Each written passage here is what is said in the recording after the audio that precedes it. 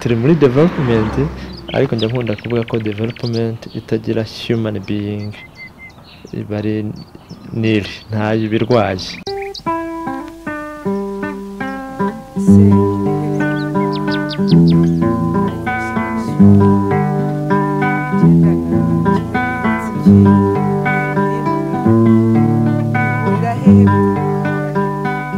Nibijyanye n'ingaruka za jenoside, ibikomere byo mu mutima. Abaganga barahari, unyumve neza sister, imiti irahari, infrastructure zirahari, ariko habuze umutima.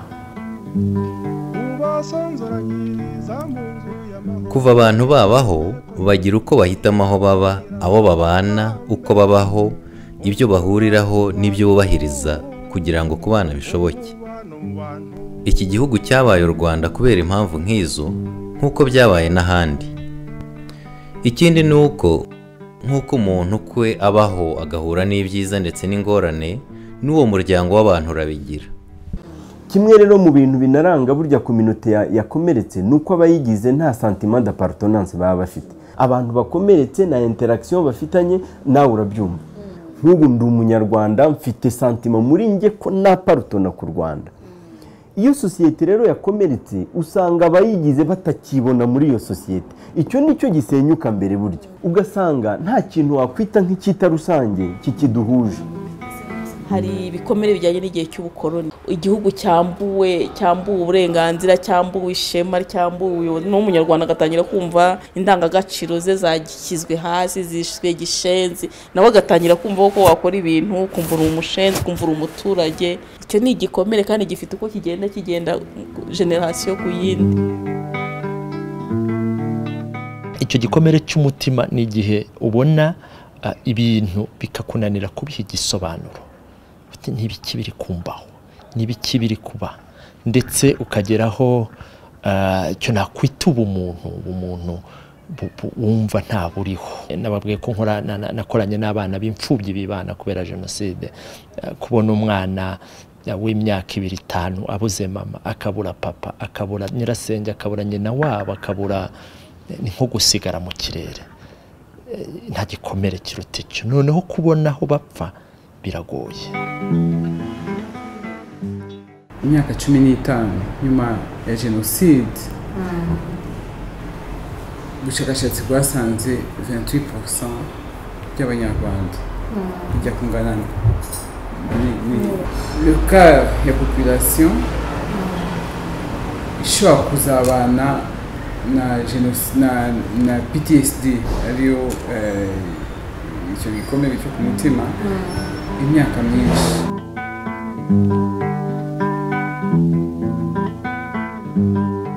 Uko umuryango nyarwanda wataga ubwo bushobozi bwo kwemera, kwakira no guha agaciro ubudasa bw'abawugize, niko wagenda guta kamere y'umuryango nyawo.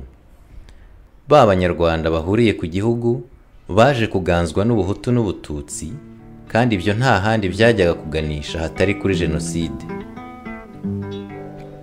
Uretse kudutwara abasaga miliyoni, yasize ibikomere bitagira ingano. Hari abakunda kugaruka cyane ku ihungabana n'ihahamuka, muzi ko ari ryo bakunda kuvuga ariko si ryo ryonyine. Hari abafite agahinda gakabije. Muri iki gihe mbona mugenzi wanjye nkamubonamo umwanzi, ntabwo mvuga nyuma ya jenoside, muri context apana.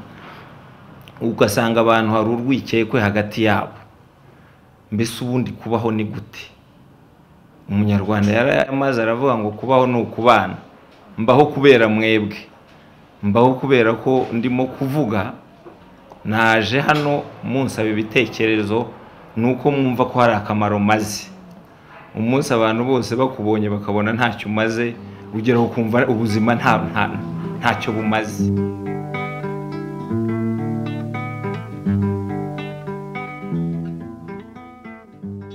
Abanyarwanda hafi ya bose bafite ibikomere byinshi. Bien sûr, aba genocide survivors bafite byinshi kurushaho, ariko ntabwo ari bo bonyine. N'umuntu tuvuge wari warahunze kera akaba avuga ati hari opportunities cya gihe ntabonye cyangwa se uyu munsi akaba adafite ubuzima bwiza, igihe cyose ataragira ubuzima bwiza ahora afite icyo gikomere. Hari umuntu twakoranye noneho hakaba hari umushefu wacu, iyo yamubwiraga nabi yahitaga avuga ati atari ko buriya nta nubwo azi uburyo nize nabi kubera ubuhunzi. Urumva icyo gikomere aragifite, yize nabi kubera ubuhunzi, ntiyabonye uburyo abona experience kubera ubuhunzi. Twabanaga n'umuhutu n'umutwa, byenda umututsi. Data yaragendaga akazana abana b'abahutu bakaza mu rugo tukabana nabo, ni nabo baduhindutse. Muri 61 mu kwezi kwa 8 tariki 25 nibwo nabyaye umwana wa mbere. Iminsi 8 ishize byitwa ko ndi umubyeyi uvuye ku kiriri, nibwo batwirukanye, nibwo batutwikiye. Hari n'uwabwiye papa ajya kwambuka ngo ugiye ntagufomoje iyo nda. Iyo wabaye impunzi uba utakaje rights zawe zose ziba nyinshi. Hari ibintu biri fundamental bijyana n'ubuzima wabibura, nyine umuntu aba yakwishe indirectly, aba yakwishe. Iyo utakibasha kurya, utakibasha kunywa, utagira urara, aba yakwishe. Guheza bamwe byabateye ibikomere bikibabara kugeza uyu munsi, byanarenze gutera ubuhunzi, maze urwo rugomo rugenda rukura kugeza ubwo rubyaye jenoside yakorewe Abatutsi. Ingaruka zayo zibasira umuntu kuva mu buzima bwe bwo mu mutwe, ubw'umubiri, imibereho, imibanire, kandi bikagaragara kwinshi. Nk'ubu dufite umwana wanze kwiga byaratobeye ibye neza yabaye umushumba. Ubu niwe udutera ikibazo cyane muri iri tsinda. Abandi bo twagize Imana bajya mu mashuri bariga, ariko uwo mwana n'ubu ngubu yaduteye ikibazo gikomeye. Si umwana w'imyaka 20 ataragiye mu ishuri, noneho atuye hahantu nyina bamubohoreje, kuba atarajya mu ishuri nabyo ni ikindi kibazo. Abandi nk'ubwo iyo baje babaganira ibyo ku ishuri, nk'iyo bahuriye mu itsinda urumva nta kintu avuga. Ntabwo nagize amahirwe yo kurangiza amashuri, ariko mu by'ukuri kuba ntarabashije kuyarangiza ni ukubera ubuzima tuba twaragiye tunyuramo bitewe n'amateka ya jenoside, aho witekerezaho ukavuga ute se nari mfite abafamiliye bize, nari mfite bakuru banjye bize, ariko mu by'ukuri ntabahari. Ese ubu ningende kwiga bizamarira iki? Abandi bakaruhuka wowe ugatahira mu kigo cy'amashuri, noneho ugatekereza se abandi bari gutaha iwabo, njye ndi gutaha ku kigo cy'amashuri, ukumva birakurenze, ukavuga uti ariko byibuze ese bundi nindangiza kwiga bwo nzabona akazi. Noneho bitewe nyine no gufata umwanzuro rimwe na rimwe ubutari mwiza, hakabaho kureka ishuri. Nubwo urumva iyo bigeze nyuma ukabona abandi barize bari kugenda bagasaba akazi, rimwe rimwe kari kuboneka, noneho ugatangira kwitekereza ukavuga uti ubu nanjye byibuze iyo ngira wenda umuntu mpatira kwiga nanjye mba ngeze aha.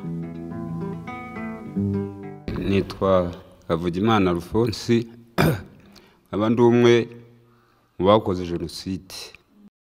Ubwo maze kugera muri gereza nibwo natekereje icyaha nakoze ko ari icyaha cy'igitangaza. Ubwo banagiye guta umutwe.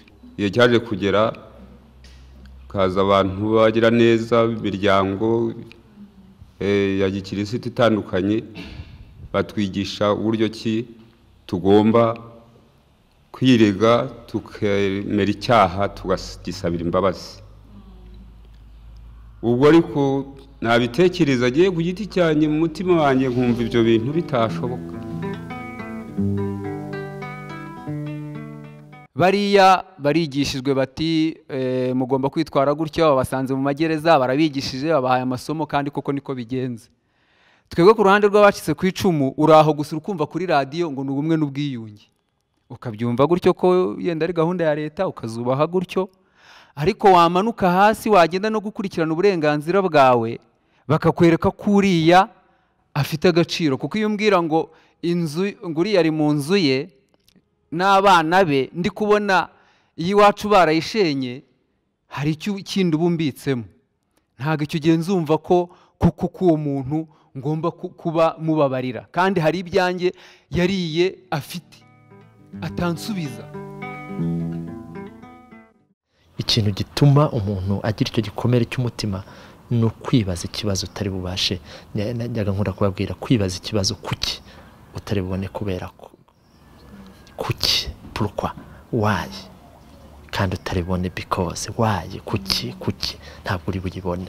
Tukaganira tukaza kuza kugerageza kubona orientation, kubona icyerekezo, kugerageza kubiha igisobanuro. Ubwo bwari buryo bwa mbere twakoreshaga. Ubwo twakoreshaga hari abakunda kubyita counseling, hari abakunda kubyita, ariko navuga ko ari uburyo bw'ibiganiro. Ubundi buryo twakoresheje ni ukubashyira mu matsinda iwabo, bakongera bakarema icyo nakwita umuryango, artificial family. Ni ukuvuga bakongera bakabona ko hari umuntu wongera gutuma ashobora kumugirira icyizere, ashobora kuganira ati uyu muntu twavuye mu bibazo bimwe, uyu muntu arababaye nanjye ndababaye, usiko uyu andusha kubabara. Ibyiciro by'abanyarwanda bibabara henshi, hamwe hakagaragara cyangwa hakumvikana kurusha ahandi bitewe n'ubukana bw'igikomere n'icyagiteye. Iyo bigezaho kubishyira mu magambo, umuntu yanavuga ko atari ko byorohera buri wese kwatura akavuga ubwo bubabare. Aho bishobotse, abasuzuma uko umuryango nyarwanda umerewe bagerageza kubibonera amagambo. Hari ibikomere bigaragara no ku bantu bakoze jenoside muri kiriya gihe, nibyo yemeye icyaha arakatirwa, koratije avamo arataha, ariko ugasanga muri kominote aracyafite ipfunwe by'iryo bintu. Ntago yari yiyumva neza ko ari muri sosiyete y'abanyarwanda, ko yakora igikorwa kimuteza imbere. Ugasanga icyo kintu yakoze kiracyamurya, nubwo yasabye imbabazi ariko ntago byari byamushiramo. Barwana babwira ngo abahutu se bakomerekejwe n'ingingo, no, nta kintu kibi nko kuba mu bwoko bwitirirwa ikintu kibi. Kandi we utarane niba n'uwagizemo uruhare, utarabigizemo uruhare ni nabi bikurutaho, ko ntabwo uri bubyandike ku gahanga ngo wandike ngo genda umuhutu ariko utarakoze jenoside, kugira ngo niba uri umuntu nakubona amenye ngo uri yawe afite tag ni muzima. Nje ndabaha urugero, hari umugabo nzi sinirwa muvuga izina nigeze kuvuga ati mureke mbabwire ibintu byabaye muri iki gihugu. Niba ari abahutu babikoze, njyewe ndiyamye ntazere mpongera ko nyita umuhutu, bitizi babisashakira irindi zina, kuko na umuntu ko wari wagombye kwihisha nawe.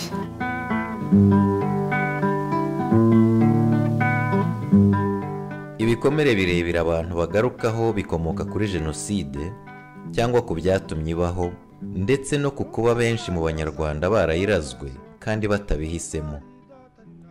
Kubana n'ibyo bikomere bigira ingaruka mu mibanire no mu mikoranire yabo.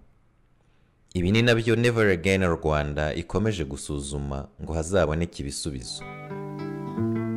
Iyo ndebye ndafata experience kuri urugendo tumazemo umwaka urenga ku bintu bijyanye muri gahunda ya Ndi Umunyarwanda, nabanga ubundi ikintu abanyarwanda batavugaga urebye n'amoko. Kuva jenoside yakorewe Abatutsi yarangira, abantu bagiraga bakasa nk'abakigize tabo bakanga ukivugaho, ariko nibaza ko nk'ubu muri gahunda ya Ndi Umunyarwanda ikintu abantu bakiganiriyeho. Hari umugabo uherutse kwandika igitabo witwa Welzer, wanditse igitabo avuga ngo umwana wavuga ngo mon grand-père n'était pas nazi. Ni umudage yagiye kwibaza abana bavutse kuri deuxième na troisième génération, hanyuma abo bana bakidebuya akavuga ati ndemera ko byabaye ko umubyeyi wanjye sogokuru cyangwa sogokuruza wanjye yabikoze, cyangwa se ndabihakana kugira ngo kugira ngo mbashe kuba umuntu muzima, kuko nimbyemera nanjye ndaba umujenosideri. Yajyanaga no kuri icyo avuga ko ni umutwaro uremereye utarangira n'imyaka 20, yewe no muri iyo miryango y'abana baba barakoze jenoside nyuma y'imyaka 60, 70 bibaza bati iki kintu mu mateka yanjye ndagishyira hehe. Ni koko njya mbasha kugira igikomere nk'iyo nikoreye ibiryo bishyushye ngiye kugemurira nk'umubyeyi wanjye, noneho natekereza yuko ibyabaye byose nta kintu negeze mubwira ngo akore, kandi ari jyewe ugenda mbyikoreye. Noneho namara no kuvayo wenda nanyura nko ku bandi bana ababyeyi banjye babashije guhemukira, ngiye ku bwanjye nkabona nditinye, sinshobora no kupfa no kuba nabavugisha. Icyo kintu nyine kikantera agahinda. Tuvane mu biriya bya statistique ureka nkubwira, wenda ibingiye abantu bashobora kuba ati pastori nta ni igipinga. Tuvanemo za statistique zo gushushanya kugira ngo abantu ko twebwe iyo turi hano tuba turi abanyarwanda bavuga ku Rwanda rwacu. Ntabwo nkeneye gukora projection, ntabwo nkeneye public relations, ngo ntabwo turi muri diplomacy. Ni nk'umuganga, iyo umuganga ari mu bitaro ntabwo arimo icyizere kitari. Ujya ubona nk'umuntu wagize imvune ikazamo n'igisebe na infection, niza kumbwira ati noneho turabona infection yakize, reka tumubage igufwa turiteranya. Natwe nibwira ko izo process ubu hari ibintu byinshi twakoze, hasigaye process yo kugenda duteranya tumiskure tumwe na tumwe n'utundi tuntu, hasigaye tukagira igihugu kimeze neza.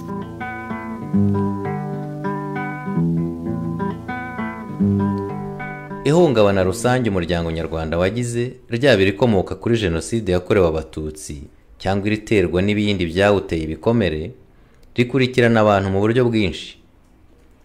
Kugira ngo umuryango Never Again Rwanda wumve neza imiterere y'ibibazo biriho, wasuye imiryango inyuranye ifasha mu guhangana nabyo. Bavuga ku buryo bunyuranye bukoreshwa n'icyo bwagezeho, kimwe n'ingorane zikirimo, dore ko ibibazo byerekeranye n'ibikomere byo ku mutima bigenda bihinduka cyangwa bihindura isura. Ibintu bya healing ntabwo niyo bavuga ikiganiro cyiza gute, ariko bikaba ari forume y'ikiganiro cyangwa biriya by'amahugurwa. Ujya ubona ngo habaye ngo amahugurwa wenda ngo bariya ba community health workers babigisha gufasha abaturage, bikaba ari amahugurwa nyine abongerera ubwenge. Ntabwo bingi bari ibintu byo kongerera abantu ubumenyi, no gufasha abantu kwisobanukirwa no kwiyinjiramo ugahangana n'ibikurimo ukabishyira hariya. Muri handicap twashyizeho ubwoko butatu bw'amatsinda. Hakabanza icyo twita groupe de partage, abantu bakajya hamwe gusesengura ibibazo byabo by'imibereho. Imibereho nta by'ubukungu bijemo, nta kuvuga ngo kuri koperative, ibyo bitaranaza rwose. Bagasesengura ibibazo by'imibereho. Ni naho ndetse hanini ubwo bariya bize ubumenyamuntu n'isanamitima baba barimo bakurikira bareba abantu bafite ibikomere bikomeye, niho babonera burya. Noneho muri iyo groupe de partage irimo abantu benshi, niho hazavamo irindi tsinda ritoya rituzite groupe de parole, itsinda nsanamitima, itsinda nsanamitima. Ameza kudutuma ngo abantu bafunguwe n'abantu bahisha abandi n'abantu bacitse ku icumu nibazi twaranze pe. Twavuye tetame n'abahutu n'abatutsi batigeze kuduhuza n'abahutu, twarabyanze. Ariko turabungira nabo bose twaba tugende, bati nimuze tugende. Tuza tubona twaturwaga hariya ni naha twahuguri, ukareba mu twicaye ntuhicare, yagoza ko kanga. Gakabe tugarutse wapfuye kwicara abonye ukumva arakubogamiye, biza gahoro.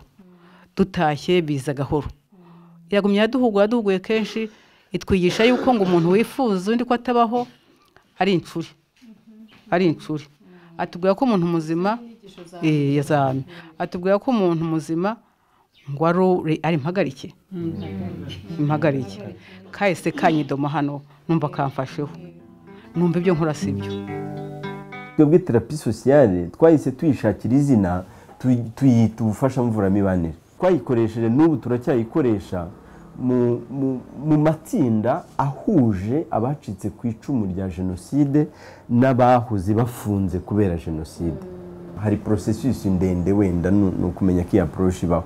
yuko bamwe ubanza kubegera ukwabo ukabumvisha ibyo ari byo mukabyumvikanaho ukabugira uburyo ureba perception negative buri ruhande rufite ukazigira hamwe ukabasaba uruhushya ukazigira gutya izaha zikajya aha izaha zikajya aha kuko bo ubwabo ntibabibwirana aba bakavuga bati no bariya baratubeshyera si uko tumeze aba nabo bakavuga bati bariya baratubeshyera si uko tumeze ugahita babwira uti noneho rero ubwo mubona bababeshyera namwe mubabeshyera ese mwahura kugira nibura mubwizanye ukuri uko mubonana noneho mubihereho mugenda mukira nuko twagiye tubitangira gahoro gahoro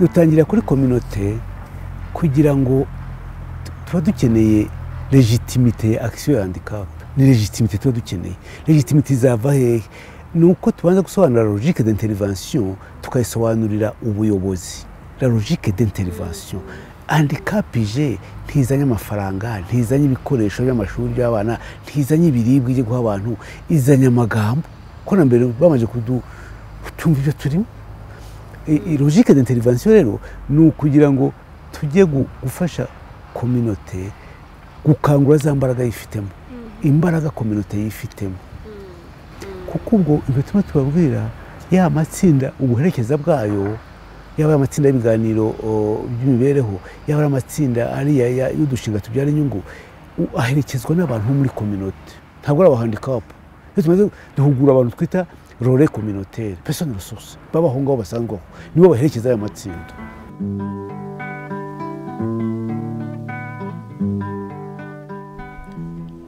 imanga yacitse hagati y'amoko yagiye ituma agenda aruta isano abanyarwanda bafitanye ndetse bahinduka abanyamwigendaho cyangwa abanyamuronda koko ibyo bigaragarira muri iri suzuma rikorwa ku bibazo byokamye u Rwanda ugasanga noneho harimo ikibazo cyane cyane ku muntu wacitse ku icumu ese kuki uriya muntu yankoreye icyaha ntabashe kunyegera ugasanga mbega n'ibya byo gusaba imbabazi byanyoreshwa byo nibyo nashatse kugarukaho biriho natwe abantu turabafite bafunguwe usanga bashaka kuduca intege kuko urabona politiki ya leta y'ubumwe n'ubwiyunge yashyizeho ikintu cyo kwirinda no kwemera icyaha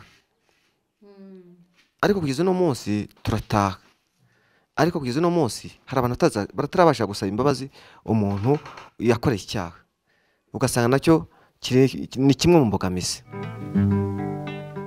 abo twasezeraho nk'abajyaga mu midugudu cyangwa muri izi sosiyete z'uburinzi barakubazaga bati uwo muntu avuye hehe batayoza ari umusirikare muzihe ngabo bavuga bati yavuye muri FDLR bataya uwo ni umucengezi ntitwamukira agomba kuba ari umugome nk'uko abandi bavuga ngo RDF nawe ngo ni ingegera ngo ni umaneko aje kuneka aje kugira nabo bakamwanga ariko uretse ibyo utungutwo ubu ngubu abanyarwanda barumvikana mu Rwanda cyane tugira ibintu by'ubumwe ubwiyunge ugasanga tubuha intera nini cyane ariko tutazi ko ibanzirizwa n'iyo phase ya forgiveness cyangwa to be forgiven kuza kwiyunga nawe ntarakubabariye cyangwa utarambabariye ntabwo bikunda ibyo byita coexistence kubahana tolerance ni nziza nayo iyo ugize imana nayo ukayishobora ariko it's not forgiveness it's not reconciliation true reconciliation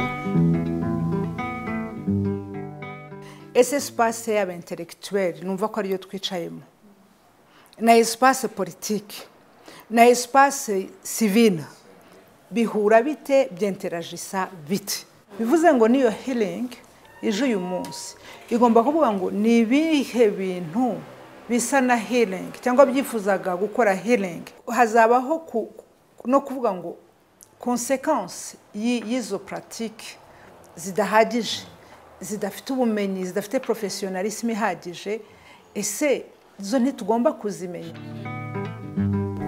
ibikorwa bya healing ntago ari by'umuntu ku giti cye ni domaine rero usanga abantu benshi batanafata ko ari priority nushaka kureba ko batayifata como priority uzajye muri budget ya guverinoma yacu utiriwe ujya kure ureba amafaranga bayigenera uko angana nushaka kujya muri minisante kuko niyo yagombye kubiyishinzwe ibintu bijyanye n'ubuzima bwo mu mutwe bw'ibikomere by'umutima urebe budget yabyo urebe uko ingana bizahita bikwereka ko atari domene abantu benshi bakunze gusobanukirwa ngo bayihe agaciro. It's a challenge nyamara nkangege ku giti cyanjye wenda nk'umuntu wanize development nuko mbona ko development ntishobora kuba durable itagendeye kuri izi axe ebyiri.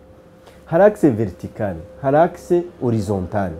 Axe verticale mu by'ukuri ni nk'iyo wakwita la vie, horizontale ni condition de vie.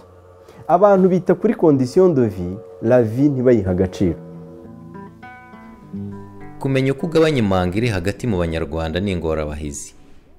Kuva jenoside yakorewe abatutsi yarangira, hari abafashe iya mbere baragerageza, abandi bakaza batangiriraho bamwe bagejeje. Kumenya uburyo bukwiye mu gufasha aba banyarwanda bashegeshwe n'uburemere bw'amateka mabi, ibyaha, ishavu n'ibindi, biracyakeneye ubushakashatsi. Abantu bararokonesa ko ibibazo bigihari, byo birahari nawe urabyumva. Ni n'ibintu byafashe igihe. Ko niba ari ibibazo bimwe usanga bikomoka muri za 59 bikaba bimaze imyaka hafi ikinyejana, ntabwo mbwira ko imyaka 5 amizakora izatuma birangira. Ariko nibura ubona imanga iri aho ngaho, abantu bicaye twebwe mu byo twita amataba y'ubumwe n'ubwiyunge, batakiri kutununga hejuru, baramanutse nibura utununga bakadusiza, bakicara kugira ngo baganire kuri bya bibazo. Ugize imana ugakorera abantu bari ready kumva, to listen. Unicyo kisikiza societe niyo healing, kuko uzareba iyo ugize imana uremere ukagira umuntu ukumva, hano ukubwira ngo uzabigenza gutya na gutya akakumva, niho uruhuka. Uko mbana n'abana benshi bigeze kunsura, ari abana bageze kuri 20, baraza mbashyiraho umukeka, turicara turaganira, ariko nta umwe akavuga akana duke cyane, nubwo ni kandi muzaturika imitima, muze mufunguka muvuge, tubafashe turire. Turire kuko n'indirimbo ya mbere nahimbanye na Angelique ya mbere yitwa Nyibutsa nkwibutse kuri uyu munsi twibuka. Hari umwarmenienne witwa Helen Palarian, akaba yaranditse igitabo kivuga ngo mbese umuntu yabura gupfate n'umurage wa jenoside, kuki nk'imyaka 21 ishize, yego harimo bamwe bayibayemo nabi, harimo n'abandi bagerageza kuimprovinga, mbese bimeze bite, kuki abantu batishwa n'umurage wa jenoside? Buri wese agendana ibikomere bye, ariko ntago bishira burya 100%. Nibyo no muri healing nibyo nababwiye ko ari process kugira ngo bizakire 100%, ariko kuba bitakikubangamira ukabasha no kubivuga nicyo kintu cyangombwa, kubona opportunity yo kubye exprima, noneho no kujya muri iyo healing journey ukabuyirimo, nicyo kintu cyangombwa cyane. Kuba ngo bizakira nawe ba facilitators bose barakize nabambeshye. Reka ntabwo igikomere gishira, ntabwo umuntu azakubwira ngo wibagirwe ko wapfushije umwana, wibagirwe ko wapfushije abana, wibagirwe ko wabuze ababyeyi, wibagirwe ko ntabwo ntibibaho, ntabwo udakomeretse, ariko kubera kwihangana no kureba nawe ubwawe urihendahenda, ukihendahenda, ukiguyaguya, ukagendana n'abandi ntibakubonemo umuntu waheranywe nabyo sibyo. Twebwe ubu twabonye yuko umuntu niyo yagera ku ndiba y'ibyago, umuntu niyo yakora ibibi bimeze biti, muri we twabonye harimo ikintu kidapfa, harimo akantu kameze nk'urumuri katazima. Rero twabonye yuko umuntu niyo yaba yaragiriwe nabi gute, niyo yaba yaragize nabi gute, ameze nka ryatara ryatwikirijwe n'imirayi, ariko rwa rumuri rukirimo. Healing rero ikuraho ya mirayi navugaga, rwa rumuri rukagaragara. ya kapasite de resilience iri muri buri muntu ikagaragara, akongera kuba umuntu muzima. kongera kugira impagarike cyangwa se kuba impagarike, kubasha kongera kugira bwa bumuntu, bishobora gutuma wongera kumva ko nta gihugu kiruta u Rwanda, maze wabiheraho ugasanga nta muntu uruta umunyarwanda. Ibikomere bivugwa biracyagashe bamwe, biracyababangamira muri byinshi, ariko uko abiyemeje kubyomora babishyiramo ingufu, niko uru Rwanda ruzarushaho kuba igihugu cy'amata n'ubuki. mu mubano w'abantu, mu mubano w'abantu.